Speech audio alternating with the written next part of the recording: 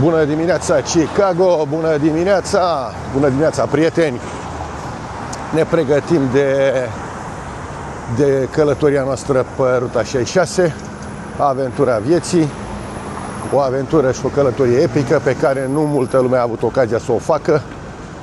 Suntem încă în Chicago. Să mai, așa ca de ultima zi, să mai facem 2-3 pași. Chicago e o localitate care merită văzută. Trebuie să stai în schimb câteva zile aici, o săptămână. Nu ai ce vedea într-o zi și jumătate, așa cum am stat eu. De fapt, adunat eu o zi completă. Spuneam despre ruta 66, The Mother of the Roads. Prima oprire va fi în St. Louis, Missouri. Sunt 340 de mile, dacă am văzut bine, între cele două localități. Ce mișto arată clădirea asta aici.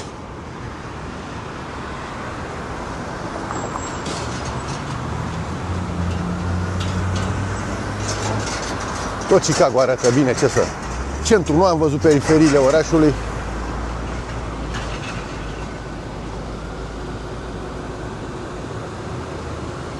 Dar v-am spus, centrul e super șmecher. Centrul orașului Chicago e super șmecher. Vă spuneam despre ruta 66 în alte postări sau în live-urile mele care le-am mai făcut, că e un proiect mai vechi. Ce să vă mai spun, că nu mai le dau nume. Sunt doi vloggeri, bărbați și femei, așa zis, consacrați. Și le-am spus, bă, aveam eu o mașină, le-am invitat eu să meargă pe ruta și nu mergeam, doamne. Adică e scumpă, într-adevăr. Nu e pentru toată lumea. Dacă faci vlogging de ăsta, de traveling, și vrei să trăiești din asta, nu-ți poți permite să faci postări din Statele Unite. Pentru că nu o să scoți banii, nu o să acoperi banii. Ca dacă vreți să mă înțelegi ce vreau să vă spun, nu o să acoperi niciodată. Nu se fac bani. Contrar celor care chiar credeți că, știu eu, începeți să faceți traveling, vlogging de traveling și o să faceți bani, o să rămâneți foarte surprins să vedeți că nu faceți. Sau faceți, dar după ani și ani de zile de investit, de promovări. Eu fac, v-am spus, totul cu alte scopuri. Sunt persoana care a vrut să demonstrez tuturor că se poate, că oricine își poate permite aceste locuri. Nu stați să ascultați, știu eu, ce vă spune Pescobar sau ce vă spune unul altul, că vezi, Doamne, că locațiile astea super exclusiviste și nu sunt de neatins. Nu. O să încep să organizez tururile, așa cum am spus, și cu toată încrederea puteți să mă contactați. Începând cu Paștile anului viitor, o să organizez eu personal tururi și o să aveți ocazia să vedeți lumea alături de mine, așa cum o văd și eu. Sincer să fiu, aveam o impresie oarecum proastă despre orașul Chicago. Eu credeam că e ceva stil Detroit, ca să fiu sincer cu voi, dar nici o comparație. Deci, spun la modul cel mai sincer, am spus și ieri, e mult, foarte mult peste orașul New York. Downtown Chicago e mult peste Manhattan. Al bate la cur, când vreți voi.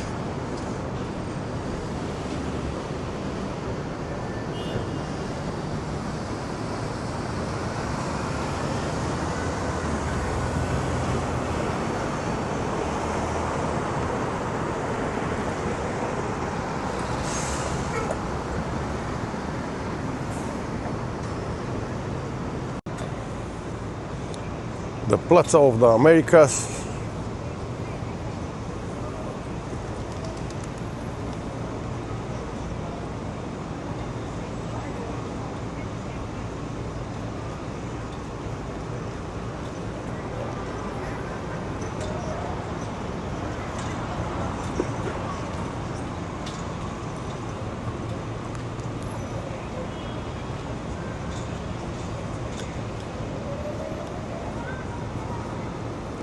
Mă uit și după steagul României, schimb nu-l văd, Argentinei, al Ucrainei, Canada,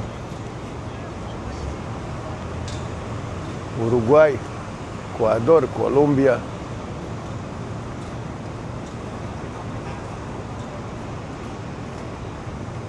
Nu văd steagul României, în schimb.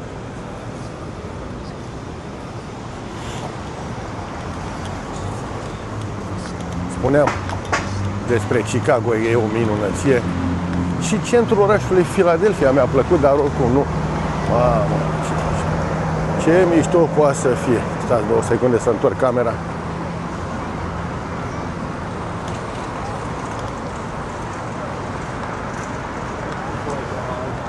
Chicago downtown. Wow, wow, wow. Stați că eu ieri ce am văzut din Chicago, eu n-am văzut nimic. Eu ce am văzut ieri din Chicago, n-am văzut nimic. Chicago, Illinois. Nu, aici trebuia să stau câteva zile bune.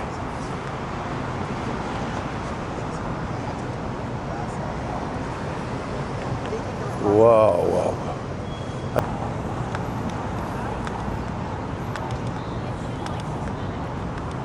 Și acea celebră culoare verde, stați să vă arăt și eu.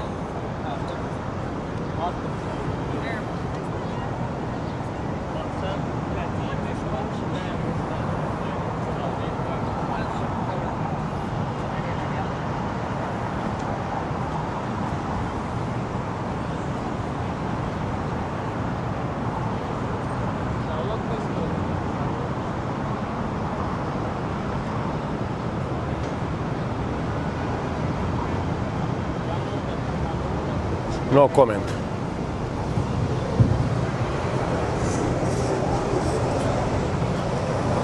Chicago Tribune, celebru ziar, sediul celebrului ziar. A spus și în postarea de ieri că spui America, spui power.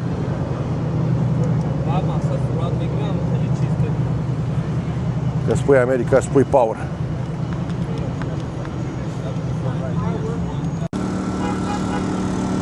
Ce vă spuneam, e Chicago Tribune.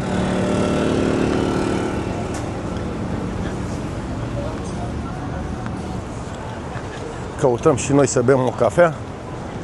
Mi-aduc aminte unde e la Osaka. Mamă, Doamne, cât am căutat să bem o cafea. Mai ții minte? Că era coadă la hotel și până la tot la hotel am băut-o.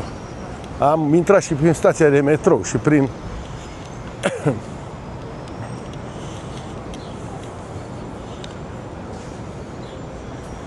Vedeți?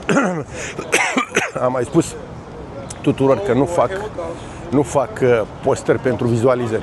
Fac postări și vreau să arăt tuturor toate frumusețile lumii, vreau să transmit mesaje. Vedeți ce înseamnă să-ți urmăresc visul? Până la urma urmei, 2 copii de la țară.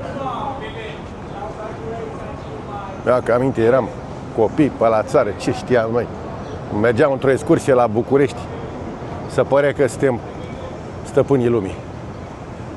Și am ajuns acum să... Mamă, ce verde, ce frumos se vede verdele ăsta. Asta e celebru.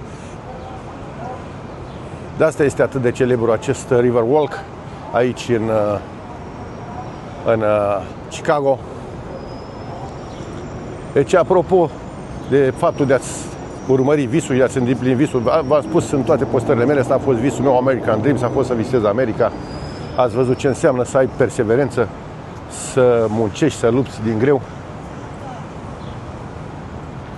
să lupți tot timpul pentru îndeplinirea visurilor tale. Până la urmă, tot am fost la meci, ați văzut și Chelsea, toate că n-aveai plecat cu șansa a 5-a, nici măcar a 2-a, de a dezmembra pe Paris Saint-Germain. Încă o dată, hai să vă arăt frumusețea acestui River Walk. M-am arătat și aseară pe întuneric, eram foarte obosit, însă nu știu cât de bine a ieșit postarea respectivă.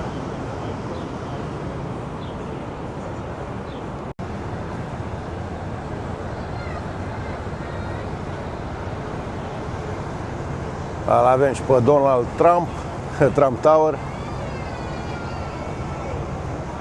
Spui Trump, spui America, când spui America, spui power. Am spus-o de multe ori pe ziua de astăzi, dar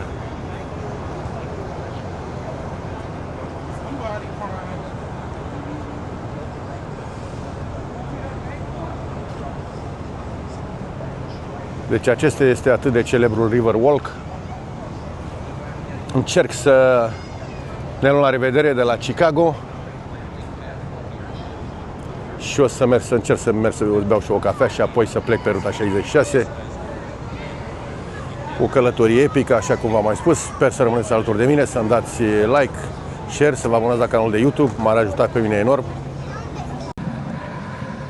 Beginning of the historic Route 66, așa cum v-am spus, Chicago. Intrăm pe ruta 66, începem călătoria noastră epică. Avem și o atmosferă extraordinar de frumoasă aici la Chicago. Timp frumos, însorit.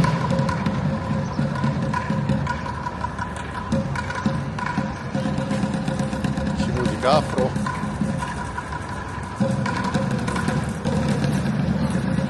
Avem și acolo începutul. Deci aici este începutul rutei 66, care se va sfârși la Los Angeles. O să merg pe ruta 66 până undeva la Flagstaff, undeva lângă Grand Canyon. De acolo nu cred că eu am mai făcut-o, partea cealaltă, dar începutul normal, ruta aceasta începe de aici de la Chicago, se termină la Los Angeles. Eu am început de la Los Angeles, către Chicago, și dacă tot am făcut-o, nu știu, o să, după Flagstaff, deci după să merg la Grand Canyon, o să încerc să merg la Vegas și nu o să mai prezint decât sfârșitul rutei 66. Așa că rămâneți cu toți alături, o să vedeți cele mai frumoase locuri, cele mai frumoase peisaje. Suntem pe ruta istorică 66, cunoscută sub numele de Mother Road. A fost dată în folosință în 1926, deci la anul va fi centenarul, și are o lungime aproximativ de 4.000 de kilometri. 4.000 de kilometri. Zonele, multe părți din această rută au fost acoperite de alte străzi, alte autostrăzi. A fost prima autostradă interstatală numerotată din Statele Unite. Vedeți și afișele. Historic Route 66. Este, spuneam mai înainte, o zonă, este o rută epică, merită făcută. Într-adevăr, puțin mai costisitoare, oricum nu ajungeți la prețurile care vi le oferă Răzvan Pascu și Etruria niciodată. Și merită încercată, merită să închiriați o mașină de la Chicago la Los Angeles, aveți ce vedea. E să fie puțin mai greu și mie de condus și trebuie să și conduc, trebuie să și filmez, dar încerc să fac tot ceea ce este posibil, să vă aduc și în casele noastre, pentru cei care mă urmăriți, imaginile și de neuitat pe care le am ocazia să le văd. Dumnezeu m-a binecuvântat cu acest dar, știu eu, să dea călătorii. Să încerc să vă filmez cele mai frumoase, să vă arăt cele mai frumoase locuri. V-am spus, mi-e puțin cam greu, trebuie să și conduc, trebuie să și vorbesc, trebuie să și filmez. Am reușit să fac și full-ul și arată o stație de benzină. Bine, asta e una modernă. Pe ruta 66 e un truck station, mai mult pentru camioane decât pentru mașini. Și asta este ruta 66 în direcția aceea. O să încerc să vă familiarizez cât pot de mult cu Statele Unite, cu peisajul american.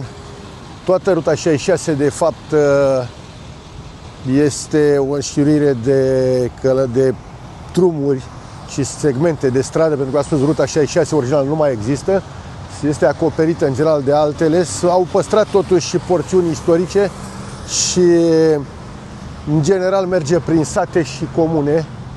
Să vă arăt ceva interesant acolo sus, mașina de poliție.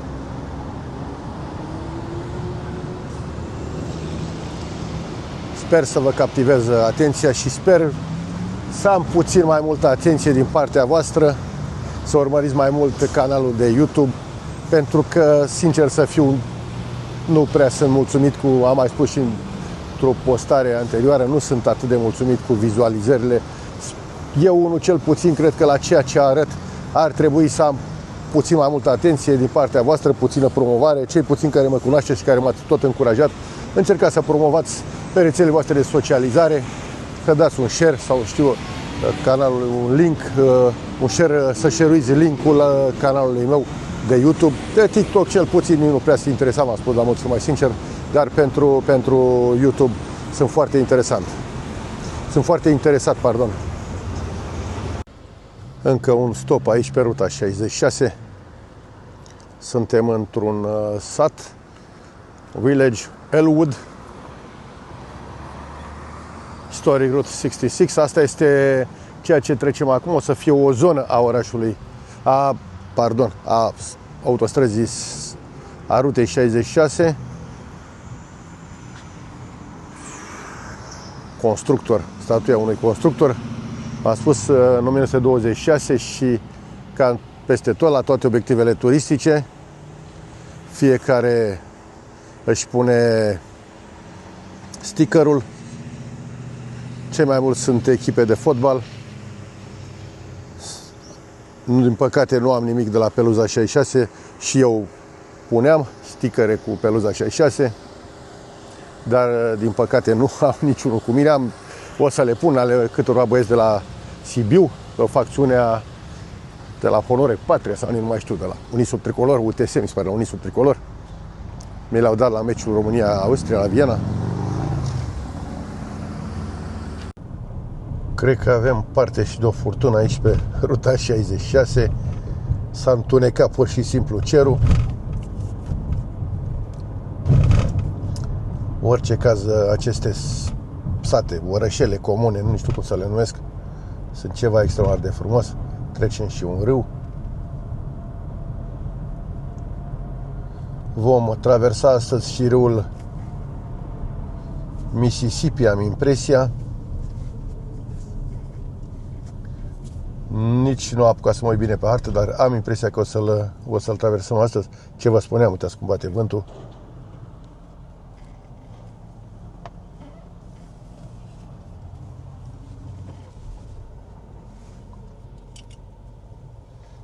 Din păcate, marea parte dintre filmări o să fie din mașină. Sper că nu vă deranjează.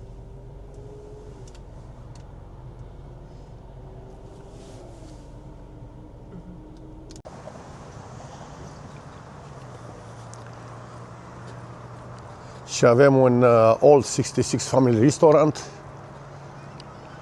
E trecut, e bifat pe harta noastră ca un obiectiv turistic. Deci, celebra Harley Davidson.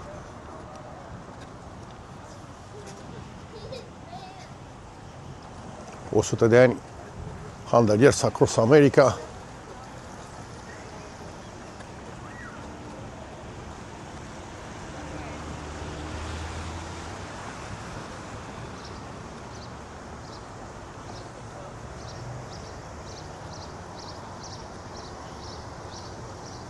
Am spus că facem ruta istorică. Oprim să mâncăm aici, la acest restaurant. Facem ruta istorică. O să ne ia ceva timp. E puțin obositor cu condusul, dar dați seama că în fața acestei provocări orice ți se pare prea puțin. Să vă arăt și Harley-ul.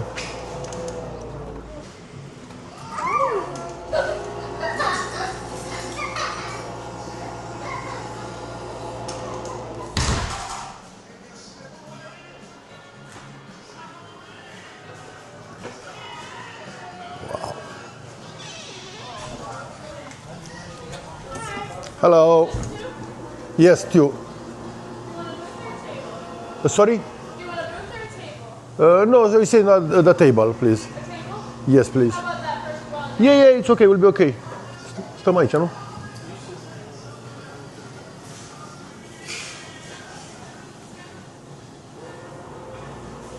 Ne așezăm să mâncăm și noi. Suntem în Pontiac, Muzeul Celebrităților. Nu am ales să nu mai oprim astăzi pentru că suntem puțin în grabă. Altă o oprire epică aici pe ruta 66 în stânga.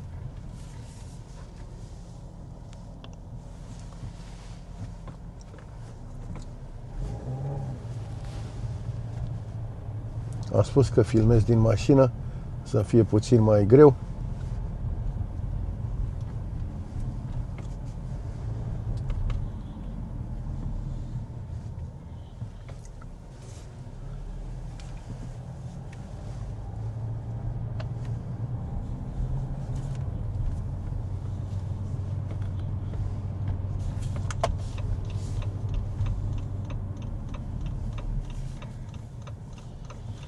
Foarte frumoase aceste locuri, frumoasă arhitectura, tipic americană.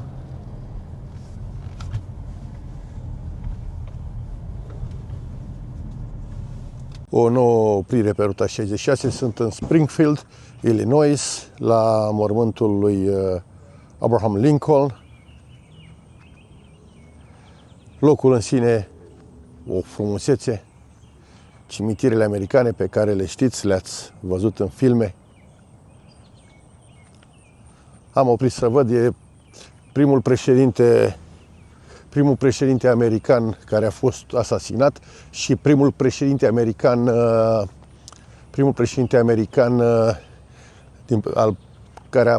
care provenea din Partidul Republican, partidul care și actualmente dă președintele Americii pe Donald Trump. Aceea este tomba, ce este monumentul acolo. Mă apropii puțin.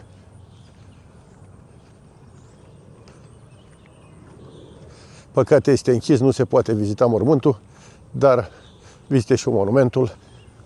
Am spus, locul în sine e de o măreție impresionantă.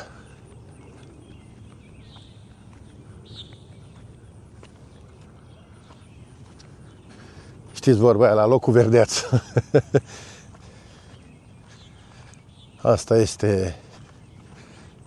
Asta este mormântul, asta este monumentul.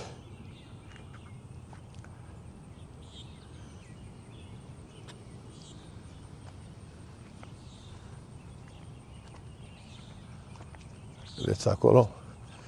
Abraham Lincoln a fost și la mausoleul de la Washington DC, cu 2 ani parcă. A spus mormânt Lincoln Tomb, din păcate este închis.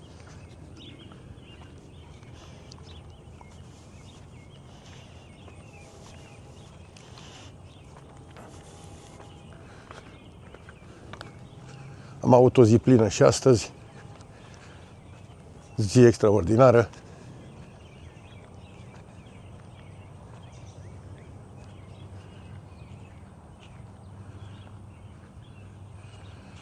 Statuile Abraham Lincoln. O să mă îndrept către St. Louis, mai am, cred că 2 ore de condus.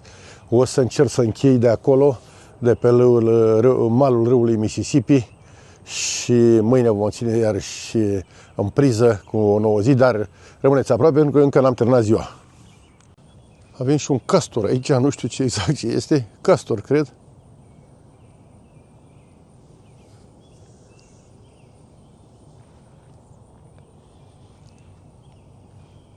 Cimitir au ăștia aici.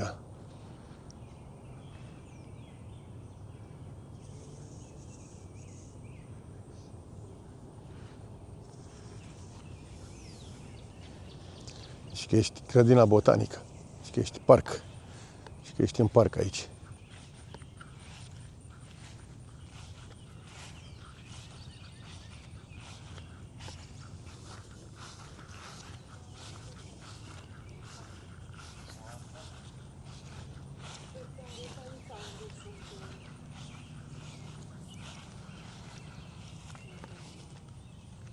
Nu prea e frumos să vorbim aici în cimitir. în memoria celor decedați, dar au într-adevăr, exact cum vedeți în filme, v-am spus mai înainte, exact ce vedeți în filme, așa e și aici. Ești că ești într-un parc, mai frumos decât la noi în parcuri de 1000 de ori. Suntem în Springfield, Illinois.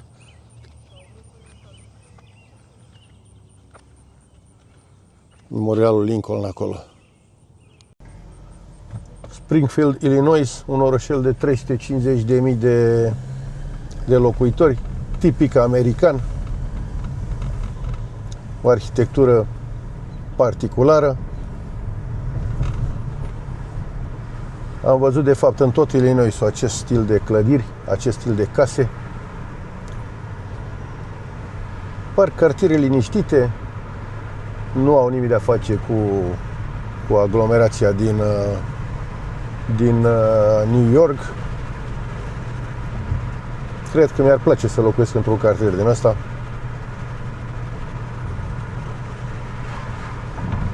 Și ce am văzut în foarte multe locuri, am văzut steagul Americii. Își pun steagul Americii, sunt naționaliști și bine fac, oamenii sunt patrioți și iubesc țara. Nu văd nimic rău să spui steagul țării, să te mândrești, așa cum sunt și eu, indiferent că am pașaport britanic, am spus mereu, mă mândresc cu faptul că sunt român și pe unde mă întreabă și astăzi, m-au întrebat în 2-3 locuri de unde sunt, le spun că sunt român. Cum să spun că sunt britanic, dar eu sunt român? Nu există așa ceva. St. Louis, Missouri, Getaway Arch. Sunt pe malul fluviului Mississippi, nu prea este lumină, dar cred că e cel mai bun loc de a termina această postare. Să vi-l arăt încă o dată.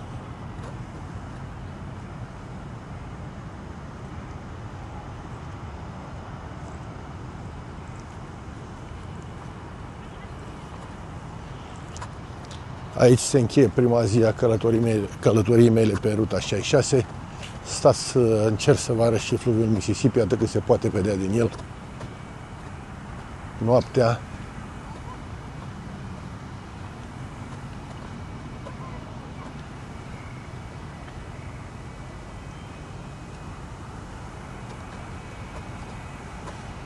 Păcate nu prea e iluminat deloc.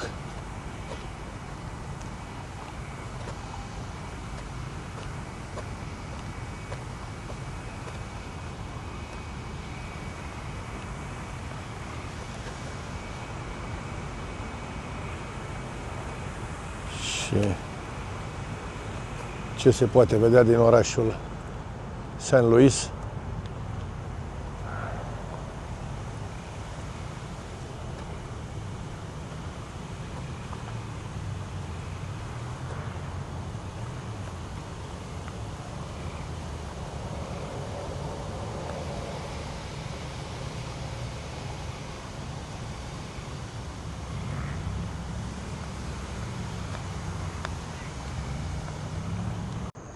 Încă o dată Getaway Arch.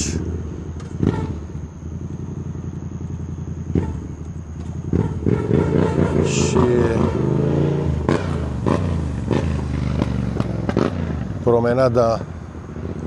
promenada râului Mississippi, promenada orașului St. Louis. Fac 2-3 pași, cred că nu există un loc mai frumos de a încheia această postare. Am spus, mă feresc să spun cuvinte mari, nu spun vlog, că nu sunt vlogger. Oh, ia uite-l!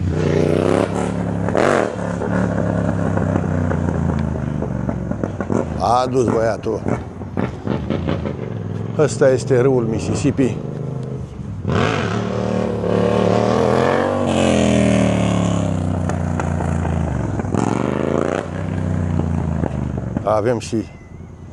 Avem și raliu. Ia să mai vedem încă o dată. Pe Valentino Rossi.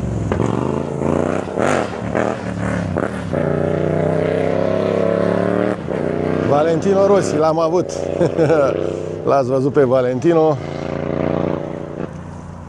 Ceea ce se vede în spatele meu este este arcul și acolo avem râul Mississippi.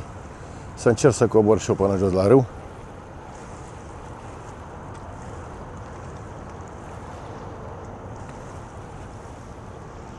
Păcate, am venit noaptea, acum am ajuns în St. Louis, am avut toată ziua de călătorit și asta este situația. O să fac și eu câteva postări. Păcate, m-am spus, nu pot să le postez timpul zilei, cu lumina zilei și o să... Da, prieteni, ăsta este râul Mississippi, Grand